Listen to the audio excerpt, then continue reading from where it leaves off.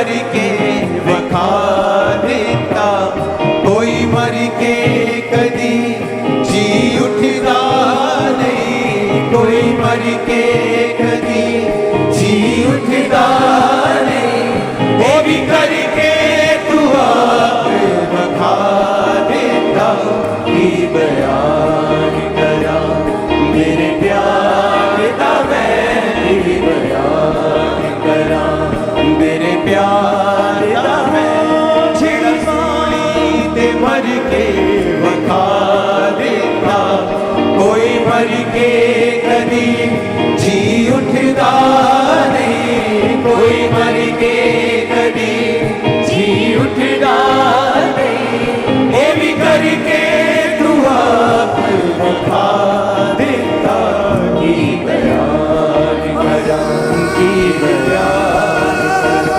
की बयान करा, तेरे प्यार दा मैं, की बयान करा तेरे प्यार दा मैं, जेड़ा सूली ते मर के वखा देता, कोई मर के कदी जी उठदा नहीं, कोई मर के कदी जी उठदा नहीं, ये भी करके तू आप वखा देता, की बयान करा तेरे प्यार दा मैं, की बयान करा तेरे प्यार दा मैं, कोई अपनी जान किसे ले लई, कोई अपनी जान किसे ले लई, नहीं देता तेरे बाद यीशु, नहीं देता तेरे बाद यीशु, कोई मार किसे ना बोले थे, कोई मार किसे ना बोले थे, नहीं झुकदा तेरे बाद यीशु, नहीं झुकदा तेरे बाद यीशु, कंधे टाके दुश्मनदारी, कंधे टाके दुश्मनदारी,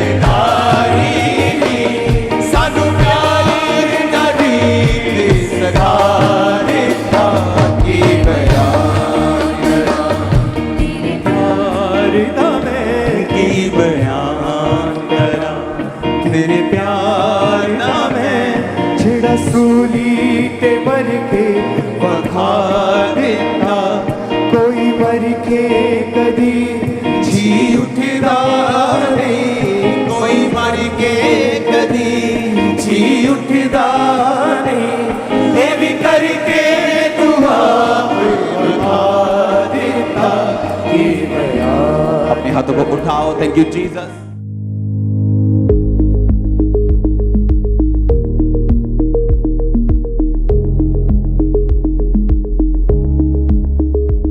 अपने हाथों को उठाओ, थैंक यू जीसस। अपने हाथों को हिलाओ, थैंक यू जीसस। खुदा बाप, आज तेरा वचन इनकी ज़िंदगी में बड़े कार्य करे। आज तेरा वचन खुदावंद जब ये समझें, पवित्र आत्मा की ग्रेस, उसकी एक ताकत, उसकी अनॉइंटिंग इनकी ज़िंदगी पे ठहर जाए। तेरा वचन एक ताकत है खुदावंद, क्योंकि तेरा वचन हमें शुद्ध करता है खुदावंद, गाइड करता है खुदावंद। तूने कहा मैं अपने वचन को अपने नाम से भी अधिक महत्व देता हूँ। ये तेरा यही वचन इनके जहनों में आज छप जाए खुदावंद, हृदय रूपी पट्टियों के ऊपर लिखा जाए खुदावंद, ये कभी ना भूलें खुदावंद। खुदा दिन रात इस वचन को अपने मुंह से निकालें, अपने दिल में इसे दिमाग में संभाल के रखें। आज के वचन को तेरे हाथों में सौंपता हूँ प्रभु यीशु मसीह के नाम में, amen amen. Hallelujah. God bless you all. खुदावंद आपको बरकत दे आज के दिन के लिए। आज जब हम इस वचन को सुन रहे हैं, मेरा बिलीव है कि खुदावंद का आत्मा आपको रोशनी देगा क्योंकि जब ये वचन की रोशनी आपकी लाइफ में होगी, आप ठोकर नहीं खाएंगे। एक कमरे में अगर अंधेरा कर दिया जाए,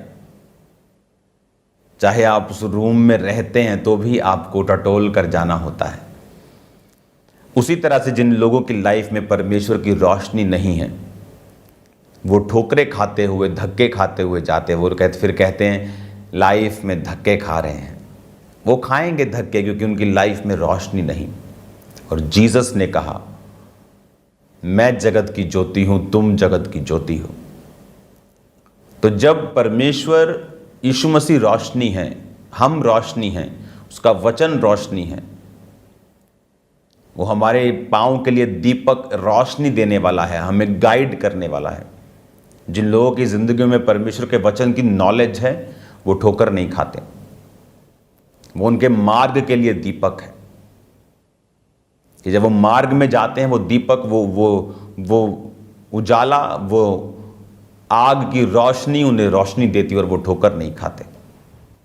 आज कितने लोगों को मैं जानता हूं जो परमेश्वर के वचन की नॉलेज नहीं रखते, बॉर्न क्रिश्चियन फैमिली से हैं, फैमिली वचन जानती थी, बच्चे वचन नहीं जानते। आप जानते हैं परमेश्वर क्यों अब्राहम से इतना प्यार करता था? आप जानते हैं जब 3 अतिथि अब्राहम के पास आए, उत्पत्ति 18 उसकी 1 और 2 आयत में, तो बाइबल कहती है कि जब वो अब्राहम ने उन्हें कहा कि खाना खा के आप यहां से जाइएगा। अब अब्राहम की स्पिरिचुअल आईज ओपन हो चुकी थी। अब्राहम जो था वो सिद्ध हो चुका था। परमेश्वर उसे बोल चुके थे, अब्राहम मेरी उपस्थिति में चलता जा और सिद्ध होता जा। और बाइबल कहती है अब्राहम जब सिद्ध हुआ तो उसको वो दिखा जो पहले नहीं दिखता था। अब अब्राहम देख पाया उन दूतों को जो वो पहले नहीं देख पाता होगा। और दोपहर के टाइम बाइबल कहती है जब वो आ रहे थे तो अब्राहम उस समय आलस कर सकता था, अमीर इंसान था, सोच सकता था कि छोड़ो यार क्या धूप, लेकिन वचन कहता वो उठा। उसकी जो स्पिरिचुअल जो सेंसेस थी उसे बैठने नहीं दे रही थी। कई बार आपकी लाइफ में अगर आप स्पिरिचुअल हैं तो आप इस बात को समझते हैं। कई बार आप कुछ काम को करना नहीं चाहते आपके शरीर की वजह से, लेकिन आपकी स्पिरिचुअल जो सेंसेस आपको बताती हैं नहीं ये काम करना है, और आप उस काम को करना स्टार्ट करते हैं और बाद में आपको मालूम होता है कि अच्छा हुआ कि मैंने परमेश्वर की आवाज़ को सुन लिया और मैंने उसको इग्नोर नहीं किया। अब अब्राहम जब यहाँ उन 3 व्यक्तियों को देखता है जिसमें 2 स्वर्गदूत थे और एक खुद परमेश्वर था, और बाइबल कहती वो ममरे के बांज वृक्षों के बीच में बैठा हुआ, जब कड़ी धूप में तंबू के द्वार पर बैठा हुआ था तो यहोवा ने उसे दर्शन दिया। 3 आयत में उसने कहा, हे प्रभु यदि मुझ पर तेरे अनुग्रह की दृष्टि है तो मैं विनती करता हूँ अपने दास के पास से चले ना जाना।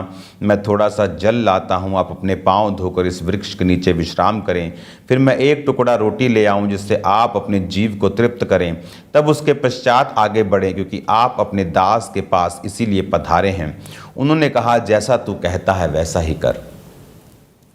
अब्राहम जब वो बाइबल कहती है अपनी कमियों पे उसने काम किया और वो सिद्ध हुआ, उसको मालूम था, उसकी स्पिरिचुअल जो सेंसेस थी वो अलर्ट थी, और उन्होंने कहा कि प्लीज़ आप कुछ खा के जाएं। और बाइबल कहती है वो झट से सारा के पास गया। 90 साल की सारा, 99 साल का अब्राहम, झटपट, फुर्ती, फास्ट। आपको स्पिरिचुअल लोग फास्ट मिलेंगे। जहां भी जीसस क्राइस्ट का काम मिलेगा, जीसस क्राइस्ट ने बाइबल कहती चेलों को बुलाया, याकूब को बुलाया, उसके भाई को बुलाया, लिखा वो तुरंत अपने जालों को छोड़कर अपने पिता के पास परमेश्वर के पीछे हो लिए। फिलिप्पुस तुरंत, पतरस तुरंत, तुरंत तुरंत तुरंत तुरंत आपको शब्द मिलेंगे। जीसस क्राइस्ट तुरंत का परमेश्वर है। हालेलुया। एलिया कहता अलीशा को, चल मेरे पीछे। उसने कहा मुझे मम्मी डैडी को किस करना है, बताना है, इससे ले लेना है, इससे इसको पैसे दे देना है, ये वाला हिसाब, डोंट गेट आउट, भाग जाए यहाँ से, अभी जाना है, तुरंत। हालेलुया। तो वो तुरंत गया और उसके पास बाइबल कहती है 318 शिक्षित उसके कुटुंब में पैदा हुए लड़ने वाले व्यक्ति थे। एक बड़ा परिवार था उसका। एक ऐसा व्यक्ति जिसके पास 2, 2.5, 3 हजार लोग जिसके पास समझ लो काम करते हैं, शेफ भी हैं, वर्ल्ड क्लास स्टाफ है। लेकिन यहां उसकी जो सेंसेस हैं, जब स्पिरिचुअल सेंसेस काम करती हैं, तो उसने सारा को कहा कि अभी फुर्ती से 3 सा आटा जो मैदा है गूंद, 6 आयत में तुरंत तंबू में वो सारा के पास गए, कहा 3 सा मैदा जल्दी से गूंद और फुलके बना। और बाइबल कहती है सारा जो अब्राहम के अधीन रहती थी, वो बोल रही क्या है, शेफ को बोलो। कई लोगों के घरों में आदत होती कि जो हस्बैंड बोलेगा उसको काटना ही है, काम भी करना है लेकिन काट के करना है। और ये शैतानी आदत है, ये डेविलिश आदत है। और उसकी सेंसेस जो थी वो जीवित थी, और उसने कहा जल्दी से तू बना, क्योंकि उसको परमेश्वर ने ब्लेस करना था। परमेश्वर उनको बच्चा देने के लिए वहां पे आया था, जिसको वो मांग रहे थे। और जब उसने बनाया, बाइबल कहती, और उसने एक बछड़ा लिया और अपने सेवक को दिया कि इसे बना, तो वो फुलके भी उसे दे सकता था, लेकिन उसने सारा को उस सेवा में इन्वॉल्व किया। सारा ने भी बिना चिक जिक पिक पिक के उस काम को किया। और बाइबल कहती है जैसे ही उन्होंने अपने कामों को किया, उन्होंने उस खाने को खाया, और क्या कहा 10 आयत में उसने कहा मैं वसंत ऋतु में निश्चय फिर तेरे पास आऊंगा, तेरी पत्नी सारा से एक पुत्र उत्पन्न होगा। सारा तंबू के द्वार पर जो अब्राहम के पीछे थी सुन रही थी। अब्राहम और सारा दोनों बहुत बूढ़े थे, सारा का मासिक धर्म बंद हो गया था, इसलिए सारा मन में हंसकर कहने लगी मैं तो बूढ़ी हूं, मेरा पति भी बूढ़ा है, क्या मुझे ये सुख होगा। लेकिन वो दूत कहते कि ये वसंत ऋतु में हम आएंगे और तुम्हारे एक पुत्र पैदा हो चुका होगा। हालेलुया। अब 16 आयत में लिखा फिर वह पुरुष वहां से चले और सदोम की ओर दृष्टि की, और अब्राहम उन्हें विदा करने के लिए उनके संग चला। तब यहोवा ने कहा जो मैं ये करता हूं क्या अब्राहम से छुपा रखूं?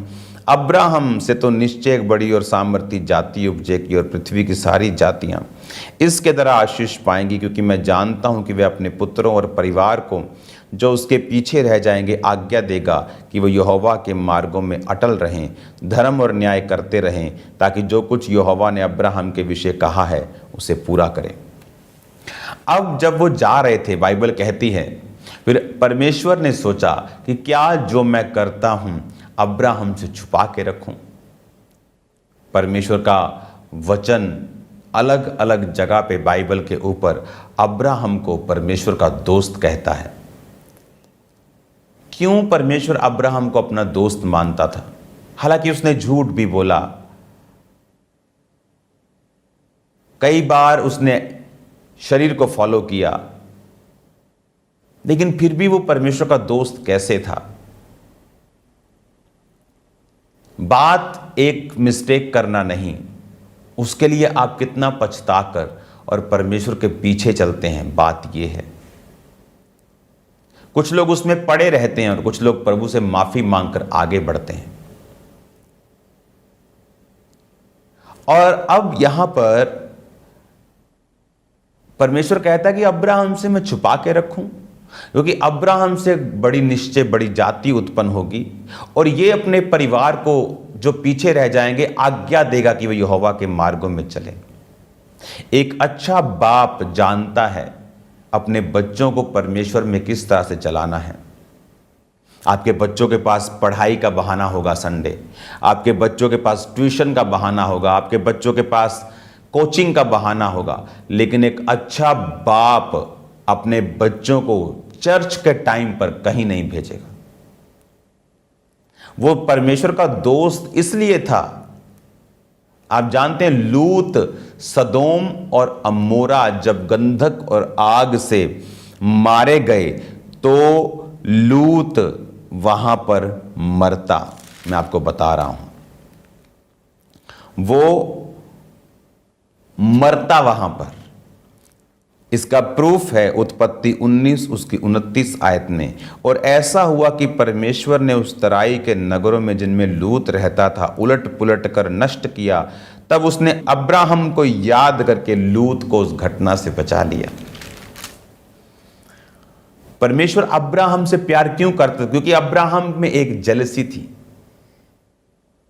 कि मेरा परिवार, उसने बता के रखा था कि ये प्रॉपर्टी चाहिए क्या, ये ब्लेसिंग चाहिए क्या, इज्जत चाहिए तो तुम खुदा के घर में होंगे, खुदा की उपासना करते होंगे।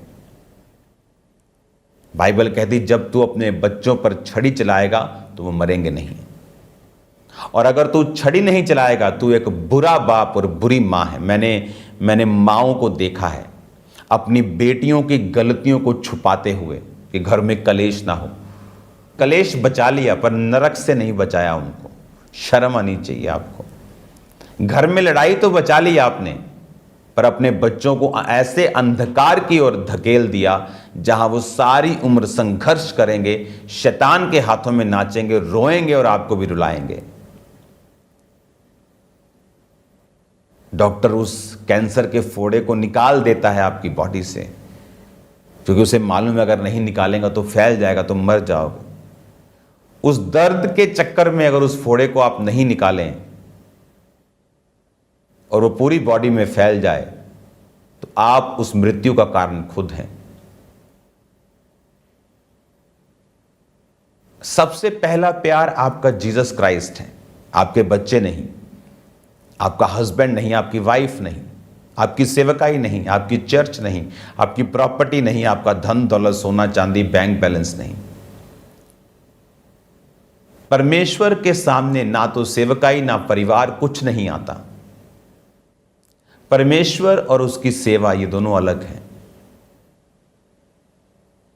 कुछ लोग सेवा को परमेश्वर बना लेते हैं, फिर सेवा के कंपटीशन के चक्कर में झूठ भी बोलते हैं, इतना कि हंसी आती है लोगों के ऊपर। हालेलुया,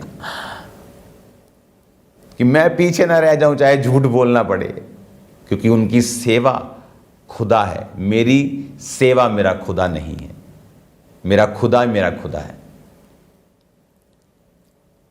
अब्राहम का खुदा पैसा नहीं था, इसलिए उसने परिवार को स्ट्रिक्टली परमेश्वर में चलाया। और यही कारण था कि परमेश्वर कहता था कि ये मेरा दोस्त है, क्योंकि ये अपने और अपने परिवार को भी अपने पीछे परमेश्वर में चलाएगा। परमेश्वर को पसंद आई अब्राहम की वो दोस्ती, अब्राहम की वो जेन्युइननेस, वो जेलसी खुदा के लिए जो उसके दिल में परमेश्वर के लिए थी। बाइबल कहती जो तू बोएगा वो तू काटेगा। तू परमेश्वर के सामने जितना रखेगा, परमेश्वर कहता है मैं तुझे उतना वापस करूंगा, और हिला हिला के दबा दबा के वापस करूंगा। लेडीज आटा देती ना ऐसे, और जब आप वापस करते थे तो कहता है मैं दबा दबा के, फिर हिला के, फिर दबा के, फिर भर भर के तुझे वापस करूंगा जितना तू देगा। तो वो सिरदर्दी है तो सिरदर्दी भर भर के वापस आएगी। और अगर वो परमेश्वर के काम में पवित्रता, जेलसी, खुदा के लिए बढ़ना है तो वो वैसे वापस आएगी। और बाइबल कहती है उसने लिखा कि अपने बच्चों को, अपने परिवार को भी जो पीछे रह जाएंगे, कि वो आज्ञा देगा कि यहोवा के मार्ग में अटल रहे। कमांड करेगा, सलाह नहीं देगा भिखारियों की तरह कि बेटा अच्छी तरह से चल, के बेटे को कुछ बोल दिया तो बेटा ऐसा ना कर ले, वैसा ना कर ले। जब आप परमेश्वर के लिए खड़े होते हैं तो आपको हियाव रखना है, आपको दलेरी रखनी है, आपको अपने परिवार को बचाना भी है, और कई बार आपको फोर्सफुली शैतान से लड़ते हुए अपने परिवारों को बचाना पड़ता है। और इसीलिए परमेश्वर उससे प्यार करता था। लूत अपनी प्रेयर से नहीं बचा, लूत अब्राहम से जो दोस्ती खुदा की थी उसके कारण बचा। लूत का परिवार मसीह में नहीं था, यहोवा में नहीं था।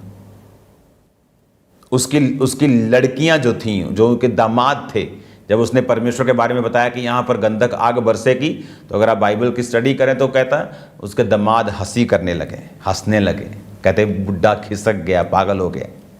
और उसके साथ नहीं आए, उसकी बेटियों ने सोकर उसके साथ मोआब को और अम्मोनियों वंशी को पैदा किया, जिससे परमेश्वर नाराज हुआ, जिससे परमेश्वर ने उस पूरे वंश को श्रापित किया कि अम्मोनी और मोआबी मेरे भवन में ना आने पाए। बाइबल कहती लूत उन लोगों के, सदोम अमोरा के लोगों को देख दुखी था, पर बस दुखी था, बस करता कुछ नहीं था। जैसे मैंने देखा कई घरों में माएँ दुखी होती, हाँ मेरा बेटा प्रेयर नहीं करता, बस दुखी हैं, ना तो वो उसके लिए प्रेयर करती हैं, ना तो उसको वो डांटती हैं, ना वो उसको चर्च आने के लिए बोलती हैं कि घर में कलेश ना हो। ओके, आप कलेश ना करो, लेकिन अपने बच्चों को नरक की ओर भेज दो। आपको कई बार अपनी पोजीशन लेकर एक वॉरियर की, एक फौजी की, अपने अधिकारों का प्रयोग करके सांसारिक दृष्टि से भी और आत्मिक दृष्टि से भी अपने परिवारों को बचाना होता है। लूत अपने परिवार को बचा नहीं पाया, वाइफ उसकी नमक का खंबा बन गई। जब उसने पीछे की ओर मुड़ के देखा, उसके दामाद चले गए, लड़कियों ने गलत काम कर लिए, और उसके बाद अगर आप लूत को देखेंगे तो पूरी उसकी आशीष भी एक दिन फिनिश हो गई, सब खत्म हो गया। क्योंकि लूत की ब्लेसिंग का कारण अब्राहम की संगति थी, और उसे लगा कि शायद मैं अपनी मेहनत से सफल हो रहा हूं। और वो जब अब्राहम ने कहा लड़ मत, मेरे चरवाहों के साथ चला जा, तो वो चला गया। उसने ये नहीं कहा कि मैं जाऊंगा नहीं, मुझे अपने तरीके से कहीं भेज दे, कहीं मुझे एरिया दे दे, तू वहां आया जाया कर। लेकिन जब शैतान दिमाग खराब करता है तो लोग नाश की ओर चल पड़ते हैं। जो लोग, जिनकी लाइफ में खुदा की सेवा की बुलाहट है, आपको कई बार सुनना होता है वो आपको क्या कहते हैं, हलीम होना होता है उनके सामने कि वो क्या कहते हैं। बाइबल कहती है परमेश्वर की सेवा करने वाले 2 गुने आदर के योग्य समझे जाएं। हालेलुया। मैंने लोगों में एक बड़ी बुरी और एक डफर बात देखी है।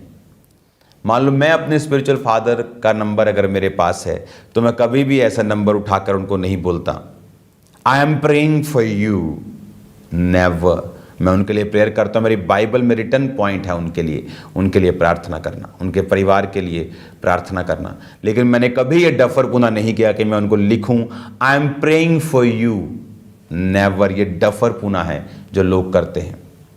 आप कभी वो मैन ऑफ गॉड जो आपसे कहीं अधिक स्पिरिट में ऊपर है, आप उसको कभी मैसेज मत करें I am praying for you.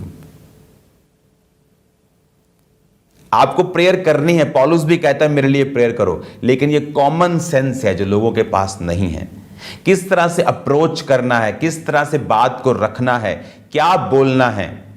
Bible कहती परमेश्वर के दास 2 गुने आदर के योग्य समझे जाएं। बहुत सी चीजें हैं आप इन बाइबल टीचिंग के दिनों में समझेंगे, और खुदावंद आपको बरकत देगा और वो आपको आशीष देगा। याद रखो, आज शाम को 8 बजे प्रार्थना, पहाड़ की सामर्थी प्रार्थना को भूलना नहीं। खुदावंद आपको हील करेगा, वो आपको डिलीवर करेगा, वो आपको आज़ाद करेगा। आप सेम नहीं होंगे यीशु के नाम में, आप सेम नहीं होंगे यीशु के नाम में। मैं आपको इनवाइट करता हूं, अपने लोगों को, अपने रिश्तेदारों को बताना है, इनवाइट करना है। मैं आपको बता रहा हूं, आप सेम नहीं होंगे। खुदावंद आपको हील करेगा और डिलीवर करेगा। अपने हाथों को उठाओ। खुदा बाप, जितना वचन इन्होंने सुना 100 गुना फलों को लेके आए। अंधकार की शक्तियां इन वचनों को चुरा न सकें। आज जब इस वचन के बाद ये बाइबल कोर्स को भी पढ़ें 1 ईयर को, खुदावंद तो ये बरकत को पाएं। प्रार्थना पहाड़ में शामिल होने वाले लोग, उसकी प्रेयर्स को सुनने वाले और करने वाले लोग सेव न रहें। तेरी चंगियाई तरह छुटकारा उनकी ज़िंदगी में आए, प्रभु यीशु मसीह के नाम में, आमीन। आज शाम को मिलते हैं खुदावंद की प्रेजेंस में 8 बजे। God bless you all.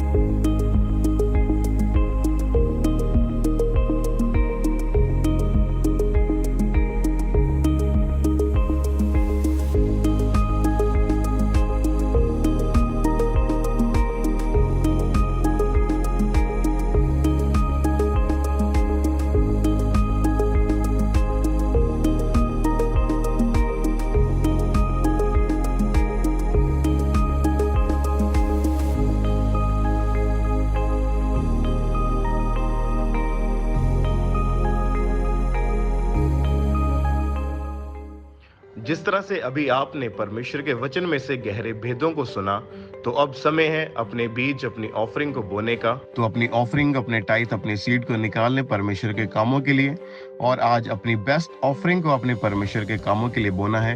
और आप माइटी बेन पार्टनरशिप को लेने के लिए जो नीचे 4 नंबर दिए गए, इनके ऊपर कॉल करके इन्फॉर्मेशन ले सकते हैं।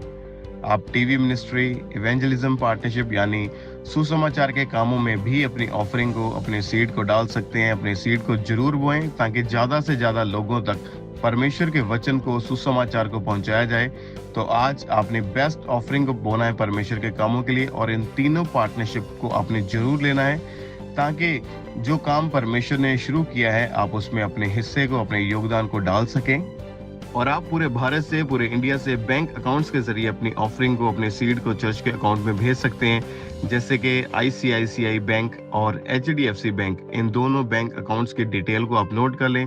आप RTGS करके, नेफ्ट करके, IMPS के जरिए अपनी ऑफरिंग को, अपने सीड को, आप पूरे भारत से, पूरे इंडिया से आप चर्च के अकाउंट्स में अपनी ऑफरिंग को, अपने सीड को, अपने टाइथ को सेंड करते जाएं।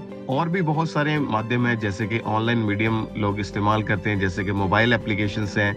आप गूगल पे, GPay के जरिए अपनी ऑफरिंग को भेज सकते हैं। ICICI बैंक, उसका QR कोड आपके टीवी स्क्रीन के ऊपर आप देख रहे होंगे। इस QR कोड को आप अपने मोबाइल फोन से स्कैन करें। यदि आप किसी भी तरह का मोबाइल एप्लीकेशन इस्तेमाल करते हैं, वो चाहे गूगल पे है, चाहे फोन पे है, चाहे भारत पे है, चाहे पेटीएम है, चाहे इसके अलावा भी कोई अदर एप्लीकेशन है, तो आप ICICI बैंक और HDFC बैंक के QR कोड को अपने मोबाइल फोन के जरिए स्कैन करके ऑनलाइन तरीके से इजीली अपनी ऑफरिंग को, अपने सीड को आप चर्च के अकाउंट में भेज सकते हैं। और आप में से जो लोग फॉरेन से, विदेश से, आपने ऑनलाइन इस मीटिंग को अटेंड किया है, आपने परमेश्वर के दास के द्वारा परमेश्वर के वचन को सुना है, तो आप भी अपनी ऑफरिंग को, अपने सीड को भेजने के लिए जो आपके टीवी स्क्रीन के ऊपर 3 कॉन्टेक्ट नंबर दिखाए जा रहे हैं, इन तीनों में से किसी भी नंबर के ऊपर किसी भी समय आप कॉल कर सकते हैं। अपनी ऑफरिंग, अपने सीड, अपने टाइथ को भेजने के प्रति यदि कोई भी आप इन्फॉर्मेशन लेना चाहते हैं, तो आप एनी टाइम, एनी डे आप इन नंबर्स के ऊपर कॉल करके, व्हाट्सएप करके आप इन्फॉर्मेशन को, जानकारी को ले सकते हैं, और टीम आपको गाइड करेगी कि आपने कैसे अपनी ऑफरिंग को, अपने सीड को भेजना है। प्रार्थना पहाड़ से 3 बड़ी मीटिंग्स होने जा रही हैं।